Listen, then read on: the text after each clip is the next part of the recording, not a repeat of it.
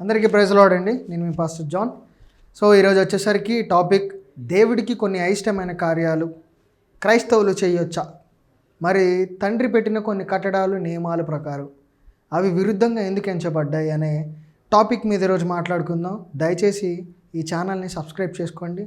ఇంకా అనేకమైన కంటెంట్స్ రాబోతున్నాయి. మరి దేవుడికి ఎందుకు అయిష్టంగా ఉన్నాయని తెలుసుకుంటే సామెతలు 8:13 చూద్దాం. యెహోవా భయము చెడును ద్వేషించుటయే.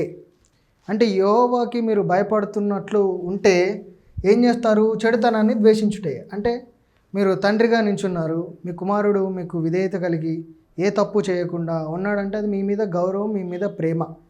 అంటే ఇప్పుడు మీరు ప్రేమించుచున్నట్లయితే తండ్రి అని యెహోవాని చెడుతనముని ద్వేషిస్తారు. తర్వాత గర్వము, అహంకారము, దుష్టాచారము, వక్రమైన మాటలు ఇవే కాదండి. వక్రమైన మాటలు అంటే డబల్ మీనింగ్ మాట్లాడడం, ఇష్టాసారంగా మాట్లాడడం, లేదా ఏమంటారు లోకానుసారంగా మాట్లాడడం, చెడ్డ మాటలు మాట్లాడడం, అహంకారం కలిగి ఉండడం, గర్వం కలిగి ఉండడం. నీకు కలిగిన దానిని బట్టి దేవునికి విధేయత కలిగి ఉండాలని చెప్పి దేవుడు చెప్తున్నాడు. మరి నీకు ఇచ్చిన ఆయుష్ ఎవరిచ్చారు? నీకు ఇచ్చిన టైం ఎవరిచ్చారు? నీకు ఇంత హెల్త్ మంచిగా ఉందంటే ఎవరిచ్చారు? అది తండ్రి అయినా యెహోవా నిన్ను జ్ఞాపకం చేసుకుంటున్నాడు. మరి నీవేం చేస్తున్నావు? ఇదంతా నేను సంపాదించిందే అని ఒక గర్వాన్ని నువ్వు ఈరోజు పెట్టుకుంటున్నావా? ఒకసారి ఆలోచించు. ఎప్పుడు చనిపోతావో తెలియని నీ జీవితానికి అంత గర్వం అవసరమా? దేవుడు ఏం చెప్తూ ఉన్నాడు? వక్రమైన మాటలను కూడా మాట్లాడకూడదు. అప్పుడు దేవుడికి నువ్వు ఇష్టడుగా ఉంటావు. ఇక్కడ దేవుడు ఏం చెప్తున్నాడండి? నేను ద్వేషించుచున్నాను, వక్రమైన మాటలను కూడా నేను ద్వేషించుచున్నానని చెప్తున్నాడు. అంటే ఇక్కడ దేవుడు ఏం చెప్తున్నాడు? నాకు ఇష్టం లేదని చెప్పట్లా, నేను ద్వేషిస్తున్నాను అంటున్నాడు. మరి తండ్రి ద్వేషించేది మీకు ఎలాగా అంత హార్ట్ఫుల్గా తీసుకుంటారు? మీరు లోకానుసారంగా ఎలా ఉండగలుగుతారు?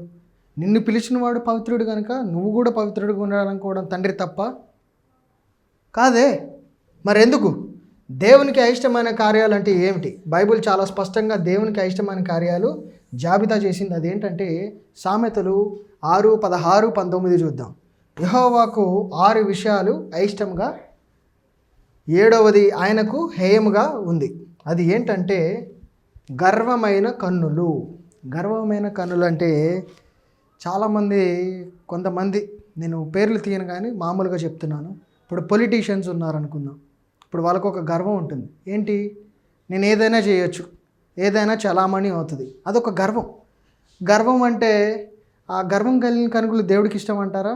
ఇష్టం లేదు. క్రైస్తవుల్లో కూడా ఇప్పుడు కొంతమంది పెద్ద పెద్ద హోదాలు ఉన్నప్పుడు చిన్న వాళ్ళని చూసినప్పుడు ఆ గర్వ దృష్టి దేవుడికి అయిష్టమని దేవుడు చెప్తూ ఉన్నాడు. తర్వాత అబద్ధమైన నాలుకలు అంటే తప్పించుకోవడానికి అబద్ధం ఆడొద్దు. నిజం చెప్పైనా సరే ఆయన చిత్తాన్ని నెరవేర్చి చనిపోవడం చాలా మంచిది. మరి అబద్ధాలు ఎందుకు చెప్తున్నారు? ఈరోజు చెప్పు బిడ్డల్లా ఉన్నారా? అబద్ధాలు చెప్పి 10 మందిని మోసం చేసి ఆ డబ్బులు కూడబెట్టుకుంటున్నారా? జాగ్రత్త, తస్మా జాగ్రత్త. ఈ వాక్యం మీకోసమే. మరి నిర్దోషుల రక్తమును చిందించు చేతులు. నిర్దోషం అంటే ఏ తప్పు చేయని వారిని ఇబ్బంది పెట్టి చంపడం, హత్యలు, ఇవన్నీ చేసేవి దేవుడికి ఇష్టమా? కాదు. మరి ఏమి ఇష్టం? నువ్వు నీ చేతుల కష్టార్జితాన్ని అనుభవించమని చెప్పి దేవుడు చెప్తూ ఉన్నాడు. మరి ఈరోజు అన్యాయంగా ఎవరినైనా ఇబ్బంది పెట్టి చంపేసి లేదా రక్తం చిందు కళ్ళ చూస్తున్నావా? అయితే దేవుడు నీతోనే మాట్లాడుతున్నాడు. జాగ్రత్త పడండి. తర్వాత దుష్ట యోచనలు, ఆలోచించు హృదయం అంటే చెడుగా ఆలోచించే హృదయాలు కూడా దేవుడికి అయిష్టం అని చెప్తున్నాడు. మరి తర్వాత చూసుకుంటే చెడుకు త్వరగా పరిగెత్తు పాదాలు అంటే ఏంటండి? ఏదన్నా ఇబ్బంది పడుతున్నారు, వారికి సాయం చేయడానికి చేతులు రావు. ఎక్కడన్నా గొడవ అయితే మాత్రం 100 మంది నుంచుంటారు. అదే దేవుడికి అయిష్టంగా ఎంచబడుతూ ఉంది. తర్వాత అబద్ధ సాక్ష్యములు చెప్పువాడు. ఫర్ ఎగ్జాంపుల్ కోర్టే ఉంది. కొంతమంది డబ్బున్న వాళ్ళు లేనివాడిని చూసి, ఇప్పుడు లేనివాడి పక్షాన న్యాయమే ఉంది, కానీ డబ్బున్నవాడు ఏం చేస్తాడు? వాటిని ఏదో ఒకటి పోర్ట్రే చేసి న్యాయాన్ని కొనుక్కుంటాడు. ఇది అన్ని విషయాల్లో జరగదు, కొన్ని విషయాల్లో చెప్తున్నాను మీకు అర్థం అవ్వడానికి. ఇప్పుడు అబద్ధ సాక్ష్యాలు వాళ్ళు పుట్టించుకుంటారు. ఇప్పుడు అలా మీరు చేసేవారిలాగా ఉన్నారా? అబద్ధ సాక్ష్యాలు చెప్పే బిడ్డల్లా ఉన్నారా? ఈరోజు ఖచ్చితంగా మారండి. దేవుడు మీతోనే మాట్లాడుతూ ఉన్నాడు. తర్వాత సహోదరుల మధ్య కలహమును పుట్టించేవాడు. అంటే అన్నాదమ్ములు, అక్క చెల్లెల మధ్యలో గొడవలు పుట్టించేవాడు. ఆ దృష్టి మీరు కలిగి ఉన్నారా? అయితే మార్చుకోండి. ఆ దృష్టి దేవుని బిడ్డలకు ఉండకూడదని చెప్పేసి దేవుడు హెచ్చరిస్తూ ఉన్నాడు. ఇది మనుషుల లిస్ట్ కాదు, దేవుడు చెప్పింది లిస్ట్. ఇది మనుషులు చెప్పిన లిస్ట్ కాదండి, ఇది దేవుడు చెప్పిన లిస్ట్. ఇది అంతా నాకు ఇష్టం లేదు అని చెప్పి. ఓకే, తర్వాత గలతీయులకు రాసిన పత్రిక 5:19-21 చూద్దాం. శరీర క్రియలు స్పష్టమైనవి. వ్యభిచారం అంటే ఇప్పుడు ఏదో పెద్ద బూతుగా అనుకుంటారు. వ్యభిచారం అంటే ఏంటి? అసలు చెడుతనాన్ని ఆస్వాదించడం, అలవాటు పడిపోయి అదే పాప బతుకులో ఉండడం. మరి ఆ రోజు దేవుడు ఏం చెప్తున్నాడు? ఇవన్నీ నాకు అయిష్టమైన కార్యక్రమాలు అని చెప్తున్నాడు. మరి చెడుతనం నుంచి నిన్ను కాపాడుకోవడానికి ఆయన ఇచ్చిన కొన్ని ఆజ్ఞలు, కట్టడులు. మరి నువ్వు ఈరోజు దాన్ని అనుసరించి బిడ్డలాగా ఉన్నావా లేదా? తర్వాత అపవిత్రత అంటే పరిశుద్ధంగా లేని జీవితం. మీరున్నారు, మీ హృదయం మొత్తం అపవిత్రతతో నిండిపోయింది. ఏదో కష్టం వచ్చింది, ప్రార్థన చేస్తే దేవుడు వింటారనుకుంటున్నారా? వినడు. అపవిత్రత కలిగి నీ యొక్క హృదయాలోచనలన్నీ చెడుకరమైనవి పెట్టుకొని దేవా నన్ను క్షమించు అంటే ఎలా క్షమిస్తాడు? ఫస్ట్ ఆఫ్ ఆల్ నువ్వు అన్నీ విడిచిపెట్టాలి. విడిచిపెట్టిన తర్వాతే కదా దేవుడు నీతో మాట్లాడడానికి అక్కడ సమయం కుదురుతుంది. శుభ్రత లేకుండా తండ్రి అయిన యెహోవా శుద్ధుడు కనుక, పరిశుద్ధుడు కనుక నీ దగ్గరికి ఎలా రావాలి? పరిశుద్ధత కలిగి ఆయన ఉన్నప్పుడు నువ్వు కూడా శుద్ధిగా ఉండాలి. అప్పుడే కదా ఆయన రాగలగడు. తర్వాత అసహ్యత, ఇలాంటి వాటిని చేయవారు దేవుని రాజ్యమున స్వాతంత్రపరుచుకున్నారు. ఇలాంటి కార్యక్రమాలన్నీ చేసేవారు దేవుని రాజ్యమును స్వాతంత్రపరుచుకోలేరని చెప్తున్నాడు. ఇది వాళ్ళ కోసం కాదు, ఇది పరిశుద్ధుల స్థలం అని దేవుడు చెప్తున్నాడు. ఈరోజు నువ్వు ఆ స్థితిలో ఉంటే ఈరోజే మారు. తర్వాత ఎఫెసీయులకు రాసిన పత్రిక 5:5-6 చూద్దాం. వ్యభిచారి, అపవిత్రుడు, లోబి దేవుని రాజ్యములో భాగము కలిగి ఉండరు. ఎవరెవరు ఉండరు ఇక్కడ చెప్తున్నాడు. వ్యభిచారి, అపవిత్రుడు, లోబి దేవుని రాజ్యంలో భాగము కలిగి ఉండడు. మరి ఈరోజు దేవుడు నీతోనే మాట్లాడుతున్నాడు. ఎక్కడన్నా ఇరుక్కుపోయావా? రా బయటికి. క్షణ ఆలోచన కోసం, క్షణంలో అయిపోయే దానికోసం నీ జీవితాన్ని పాడు చేసుకోకు. ఈరోజు దేవుడు మీతోనే మాట్లాడుతున్నాడు. ప్రియ సహోదరులారా, ఈరోజు దేవుడు దుఃఖిస్తూ ఉన్నాడు మీ పట్ల. దేవుడు ఎందుకు ఈ కార్యాల్ని అయిష్టంగా అంటున్నాడు అంటే అవి దేవుని స్వభావానికి విరుద్ధంగా ఉన్నాయి కాబట్టి.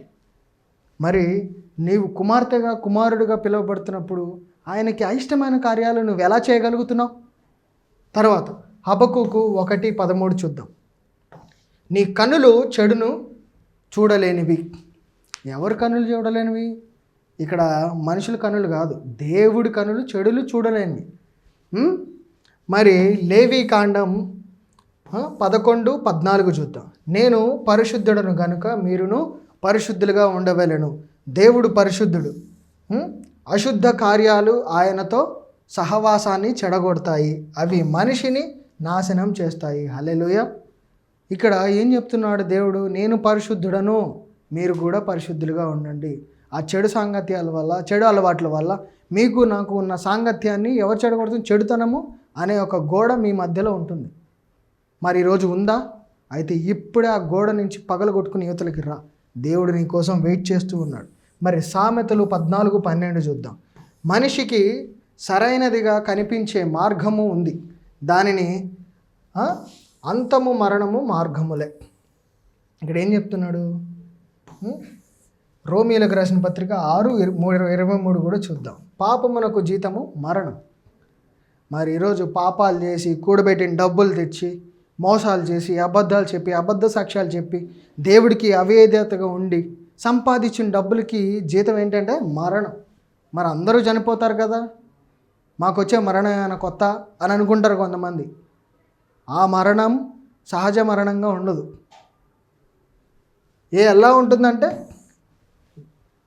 పురుగు ఆగదు, అగ్ని ఆరదు, పురుగు చావదు అన్నట్టు ఎప్పుడు ఆ అగ్నిలోనే దహితం అవుతూ ఉంటారు. ఆ దహించబడే అగ్నిలో నువ్వు ఉండకూడదని దేవుడు ఈరోజు కోరుకుంటూ ఉన్నాడు. దేవుడు నిషేధించింది మనల్ని రక్షించడానికి మాత్రమే. మరి ఆ పాపపు జీవితాన్ని జీవించుకుంటూ సంపాదించిన డబ్బు, ధనాన్ని ఒక్క రోజులో నువ్వు ఒక్క క్షణంలో కోల్పోతావు. నువ్వు ఎప్పుడు చనిపోతావు నీకు తెలుసా? మరి దేనికి అంతమందిని మోసం చేయాల్సిన అవసరం ఏముంది? రక్తంతో సంపాదించాల్సిన అవసరం ఏముంది? అబద్ధ సాక్ష్యాలు చెప్పడం ఎందుకు? అబద్ధాలు, సహోదరుల మధ్య కలహాలు, ఇవన్నీ నీకు అవసరమా? మరి ఇక కిందకి వెళ్తే దేవునికి అయిష్టమైన కార్యాలు చేస్తే ఏమవుతుంది? దేవుడు కనిపించట్లేదు కదా, దేవుడు ఏం చేయడు అనుకుంటారు చాలామంది. ఇక్కడ చెప్తాడు దేవుడు ఏం చెప్తాడంటే, దేవునితో సంబంధం తెగిపోతుంది. తెగిపోతే నువ్వు పరలోక రాజ్యంలోకి చేరలేవు. అప్పుడు ఎక్కడికి వెళ్తావు? పాతాళలోకాన్ని చేరుకుంటావు. అప్పుడు ఏముంటుంది? ఇంకా 24 గంటలు నీకు ఇంకొకటే మంట. అది దేవుడికి ఇష్టమా? దేవుడు కుమారుడిగా కుమార్తెగా పిలువబడుతున్నప్పుడు దేవుడికి నువ్వు నాశనం అయిపోవడం ఇష్టం ఉండదు. కాబట్టి ఈరోజు వినండి, యెషయా 59:1-2, మీ దోషములు మీకును మీ దేవునికి మధ్య భేదము చేయుచున్నవి. ఏం చెప్తున్నాడు దేవుడు ఇక్కడ? మీ దోషములు మీ దేవునికి నీకు భేదం చేయుచున్నాయంట.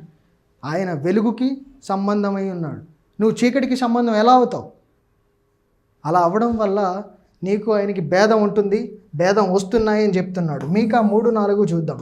వారు యెహోవాను పిలిచినప్పుడు ఆయన వారికి ఉత్తరం ఇవ్వడు. క్లియర్? నేను ఇందాక చెప్పాను, అదే పాపపు జీవితాల్లో జీవిస్తూ పాతరోత జీవితాల్లోనే గతించిపోతూ పాపానికి అలవాటు పడిపోయి ఇష్టం వచ్చినట్టు నీ జీవితాన్ని జీవిస్తూ కష్టం వచ్చినప్పుడు దేవుడి దగ్గరకు వస్తే ఏం చెప్తున్నాడు ఇక్కడ దేవుడు? నేను ఉత్తరం ఇవ్వను అని చెప్తున్నాడు. అప్పుడు ఏమవుతుంది? మీకు ఆయనకి ఒక బార్డర్ మధ్యలో వచ్చేసింది. ఏంటది? పాపం అనే గోడ అడ్డుగా నిల్చుంది. అప్పుడు నీ దేవుడు నీ మాట ఎలా ఉంటాడు? ఈరోజు అదే స్థితిలో నువ్వు ఉంటే ఈ వాక్యము విను. ఆత్మీయులు ఏం చెప్తూ ఉంటారు? మంచిగా ఉండండి, మంచిగా నడవండి అని చెప్తారు. మరి తండ్రి అని యెహోవా అదే చెప్తూ వచ్చాడు. ఎందుకంటే నీ యొక్క జీవితం ఎలా ఉండాలి అని ఆయన కోరుకుంటున్నాడంటే, నువ్వు తెల్లగా ఎటువంటి మురికి అంటకుండా పవిత్రంగా ఉండాలని కోరుకుంటున్నాడు. మరి ఈరోజు ఆ పాత రోత జీవితాల కోసం ఎందుకు ఏడుపులు? ఎఫెసీయులకు రాసిన పత్రిక 4:18-19 కూడా చూద్దాం. అజ్ఞానము వల్ల వారి మనసు అంధకారమై ఉన్నది. హల్లెలూయా. ఇక్కడ ఏం చెప్తున్నాడు? అజ్ఞానము వల్ల. అజ్ఞానం అంటే జ్ఞానమే ఎక్కడుంది? జ్ఞానము బైబిల్. ఆయన శరీరధారి అయి వచ్చాడు భూమి మీదకి. దేనికోసం? నీకు జ్ఞానాన్ని ఇవ్వడానికి. మరి ఆ వాక్య లేఖనాలు నువ్వు చదవనప్పుడు నువ్వు అజ్ఞానంలోనే కదా ఉండేది. అప్పుడు వారి మనసు ఏమవుతుంది? అంధకారం అయిపోయి ఉందని చెప్తున్నాడు. రోమీయులకు రాసిన పత్రిక 1:21-24 కూడా చూద్దాం. వారు దేవునిని తెలుసుకొని కూడా ఆయనను మహిమపరచలేదు. వారి కోరికల కొరకు వారిని అప్పగించను. మరి దేవుని తెలుసు కూడా కొంతమంది తప్పులు చేస్తూ ఉంటారు. వారికి కఠినమైన శిక్షలు ఉంటాయి. కానీ దేవుడు ఏం చెప్తున్నాడు? మారు, పాప క్షమాపణ కలిగి తండ్రి వద్దకు రా అని దేవుడు చెప్తూ ఉన్నాడు. హెబ్రీయులకు రాసిన పత్రిక 10:26-27 చూద్దాం. సత్యమును తెలుసుకొని ఉద్దేశపూర్వకంగా పాపము చేయుచుంటే తీర్పే మిగులుతుంది. ఏం చెప్తున్నాడు ఇక్కడ దేవుడు? సత్యమును తెలుసుకొని ఉద్దేశపూర్వకంగా పాపము చెయ్యుచుంటే, ఇది అందరికీ వర్తిస్తుంది. అబద్ధ ప్రవక్తలకు వర్తిస్తుంది, వినే సంఘస్థులకి వర్తిస్తుంది, వినే ప్రతి ఒక్కరికి వర్తిస్తుంది. తెలిసి కొంతమంది పాపపు జీవితాల్లో అలవాటు పడిపోయి ఉంటారు. ఇది తప్పే అని తెలిసినా కూడా ఆ తప్పును ఒప్పుకోరు. అప్పుడు ఏమవుతుంది? వాళ్ళకి తీర్పే మిగులుతుంది, ఇంకేం ఉండదు, అయిపోయింది. ఇంకా ఇది అబద్ధ ప్రవక్తలకు కూడా వర్తిస్తుంది. డబ్బు కోసమే ఈరోజు కేవలం డబ్బు కోసమే వచ్చిన అబద్ధ ప్రవక్తలు అనేక మంది ఉన్నారు. వారికి కూడా ఇది వర్తిస్తుంది. మ్యాజిక్ షోస్ కాదు బైబిల్ అంటే. మీ ఇష్టానుసారంగా బైబిల్ చెప్పుకుంటూ వెళ్ళిపోతే మీకు నచ్చిన కార్యక్రమాలు, క్లబ్ కల్చర్లు, ఇవన్నీ ఎవరు అలవాటు చేశారు? తండ్రికి ఇష్టమైన కార్యక్రమాలు ఇవన్నీ మీ ఇష్టానుసారంగా చేసుకుంటూ వెళ్ళిపోతే మీకు తీర్పే మిగులుతుంది. అబద్ధ ప్రవక్తలైనా సంఘస్థులకైనా ఇది ఒక వార్నింగ్ లాంటిది. తర్వాత గలతీయులకు రాసిన పత్రిక 6:7-8 చూద్దాం. మనిషి ఏమి విత్తునో అదే కోయును.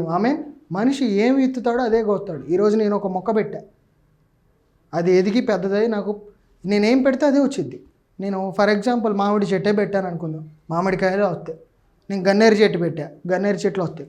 అది తింటే నేను చేస్తా, ఇది తింటే నాకు హ్యాపీగా ఉంటాను, ఇంకొక 10 మంది కూడా తింటారు. మరి ఈరోజు నువ్వు ఏ చెట్టు నాటి వాళ్ళలాగా ఉన్నావు? ఒకసారి గమనించుకో. అదే కోస్తావని దేవుడు చెప్తున్నాడు. చివరికి నిత్య శూన్యమే, ఇంకేం ఉండదు, అయిపోయింది. ఇంకా రోమీయులకు రాసిన పత్రిక 1:32 చూద్దాం. ఇలాంటి వాటిని చేయువారు మరణం యోగ్యులని తెలుసుకొని కూడా వాళ్ళు అదే తప్పు చేస్తూ ఉంటారు. మీకు మరణం ఎప్పుడు ఎలా వస్తుంది అనేది కూడా ఎవ్వరికీ తెలియదు, ఇంకా దేవుడికే తెలియాలి. ప్రకటన గ్రంథం రెవల్యూషన్ చాప్టర్స్లో ఏం చెప్తున్నాడు చూద్దాం. 21:8 భయపడువారు అవిశ్వాసులు, అబద్ధకారులు అగ్నిగంధకముల గుంటలో పడుదురు. ఆమేన్. అబద్ధకారులు అబద్ధం చెప్పినా కూడా ఏమవుతుందంట, అగ్నిగంధకములలో పడతారని దేవుడు హెచ్చరిస్తూ ఉన్నాడు. మరి ఈరోజు నువ్వు అంధకాల్లో పడిపోయే స్థితిలో ఉన్నావా? తప్పుకో, క్షమాపణ అడుగు, దేవుడిని ఖచ్చితంగా విడుదలిస్తాడు. ఆ పాత జీవితాన్ని విడిచిపెట్టు. దేవుడు ఎందుకు ముందే హెచ్చరిస్తున్నాడు అంటే, హెజ్కేలు 18:23 దుష్టుడు మరణించుటలో నాకు సంతోషం ఉందా అని దేవుడు అడుగుతున్నాడు. నువ్వు చెడ్డగా ఉన్నావు, నువ్వు చనిపోవడం ఆయనకి ఇష్టమా అంటే ఇష్టం లేదు. ఇదే కదా వాక్యం చెప్పేది. దుష్టుడు మరణించుటలో నాకేమన్నా సంతోషం ఉందా అంటే లేదు, ఆయనకి సంతోషకరమైన విషయం కాదు అది. ఎందుకంటే ఆయన కూడా నిన్ను చేసినవాడు, తన రూపంలో సృజించినాడు కాబట్టి. మరి ఈరోజు దేవుడు పిలుస్తున్నాడు, మరి ఎందుకు రాలేకపోతున్నావు? చూడు, అతడు తన మార్గములో నుండి తిరిగి జీవించుటలోనే కదా ఆయనకు సంతోషం. నువ్వు మార్పు చెందిన బిడ్డలాగుంటేనే కదా ఆయనకు సంతోషం. నువ్వు మరణించడం వల్ల ఆయనకి ఏ సంతోషం లేదు. తర్వాత 2 పేతురు 3:9 ఎవరును నశింపక అందరూ మారు మనసు పొందాలని ఆయన కోరుచున్నాడు. ప్రియమైన సహోదరులారా, ఇక్కడ చూడండి, ఎవరును నశింపక మారు మనసు పొందాలని ఆయన కోరుచున్నాడు. మరి ఈరోజు ఆ రోత జీవితాన్ని విడిచిపెట్టి శ్రద్ధగా దేవుని యొద్ద మోకరించి నీ పాత జీవితాన్ని విడిచిపెట్టి దేవుడికి సరెండర్ అయిపో. హెచ్చరిక, ఇక్కడ ఏ హెచ్చరిక? ప్రేమ. నిషిద్ధం అంటే ఏంటి? కాపాడుట. దేవునికి ఇష్టమైన మార్గం ఏంటి అంటే యెషయి 16:18 చూద్దాం. మీ దుష్కార్యములను విడిచిపెట్టుడి. ఏమంటున్నాడు? మీ దుష్కార్యములు విడిచిపెట్టేయండి. ఈ రోజు వరకు ఆ జీవితంలోనే బతికావా? వదిలే. ఏమంటున్నాడు? రండి వాదించుకుందాం, అది విడిచిపెట్టి రా అని దేవుడు అంటూ ఉన్నాడు. మరి 1 యోహాను 10:1-7-9 చూద్దాం. మనము మన పాపములను ఒప్పుకొని ఎడల శుద్ధి చేయను.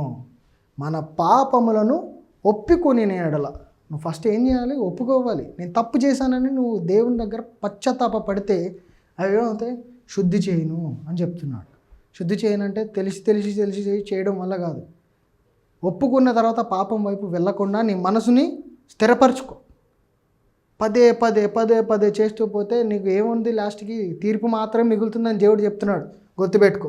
ఇంకా ముగింపుకి వెళ్తే, ప్రియమైన సంగమా, దేవుడు శిక్షించడానికి కాదు, మనల్ని కాపాడడానికి మాత్రమే, మనతో సహవాసంలో ఉండడానికి మాత్రమే చెప్తూ వచ్చాడు. ఆఖరిగా ఒక వచనం చూద్దాం. ద్వితీయోపదేశకాండం 30:19-20 చూద్దాం. నేను జీవమును, నేనే మరణమును నీ ముందుంచి తిని జీవమును ఎంచుకొనుము అని దేవుడు చెప్తున్నాడు. జీవమును మరణమును నీ ముందుంచి తిని, నీ ముందు పెట్టాడు దేవుడు. ఈరోజు జీవమా మరణమా నువ్వే తీసుకో. కానీ దేవుడు ఏం చెప్తున్నాడు? జీవమునే ఎంచుకో, తప్పుడు మార్గాన్ని విడిచిపెట్టు, దేవుడిలోకి రా. ఈరోజు ఎక్కడైతే అతుక్కుపోయావో ఆ జీవితాన్ని విడిచిపెట్టు. ఈరోజు దేవుడు నీ యొద్ద చింతిస్తూ ఉన్నాడు.